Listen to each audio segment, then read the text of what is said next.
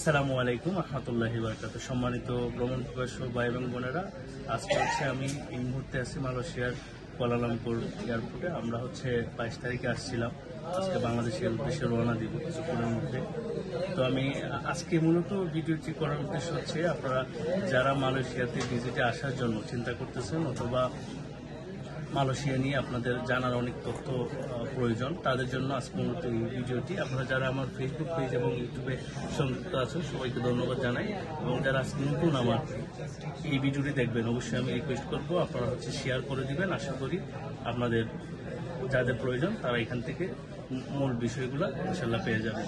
তো আমি কথা না বাড়িয়ে মূল যে ভিডিওটিতে আমি চলে যাব ইনশাল্লাহ।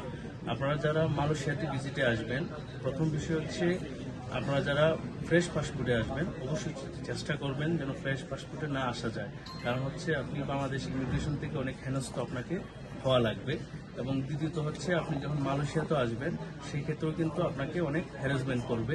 যেমন আপনার প্রফেশনাল ডকুমেন্টস, তারপর হোটেল বুকিং, এয়ার টিকিট, এই বিষয়গুলোর জন্য আপনাকে কিন্তু অনেক ধরনের ফেসাল পোয়ানো লাগবে। তো প্রথম কথা আপনি যখন বাংলাদেশ থেকে আসবেন, প্রথম আপনাকে যে ইমিগ্রেশন অফিসার বাংলাদেশে, উনি প্রথমত আপনাকে দেখবে যে আপনি অরিজিনাল টুরিস্ট কিনা, যে আপনি যে মালয়েশিয়া আসছেন আপনার কাছে আপনার প্রফেশনাল ডকুমেন্টস আছে কিনা। আপনি যদি ব্যবসায়ী হন, আপনার trade license, TIN certificate, even TIN রিটার্নও আপনার প্রয়োজন হয়, এবং আপনার ভিজিটিং কার্ড, এবং আপনি যদি ব্যবসা থাকে তার যে প্লেজ আছে সাইনবোর্ড, অ্যান্ড আপনার বিজনেসের প্লেজের পিকচার, এবং এগুলো দেখানোর পরে যদি মনে হয় আপনাকে ওনারা দিবে মালয়েশিয়াতে আসতে ভিজিটের জন্য, দেন আপনাকে দিতে পারে।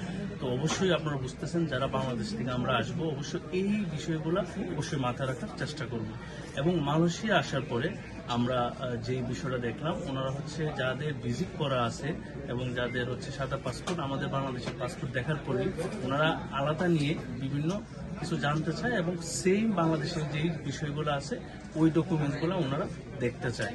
এবং আমরা যদি ওনাদেরকে কনভিন্স করতে পারি যে আমরা আসলে ট্যুরিস্ট এবং আমরা চলে যাব, যেমন আপনার কনফার্ম এয়ার টিকিট থাকতে হবে, হোটেল বুকিং থাকতে হবে, এই দুইটা জিনিস যদি আপনি স্ট্রং থাকে সেই ক্ষেত্রে আপনি ইজিলি মুভ করতে পারবেন।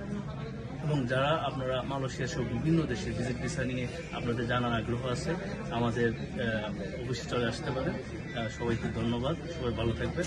আজকের জন্য বিদায় নিচ্ছি। আসসালামু আলাইকুম রহমতুল্লাহি ওয়া বারাকাতুহু।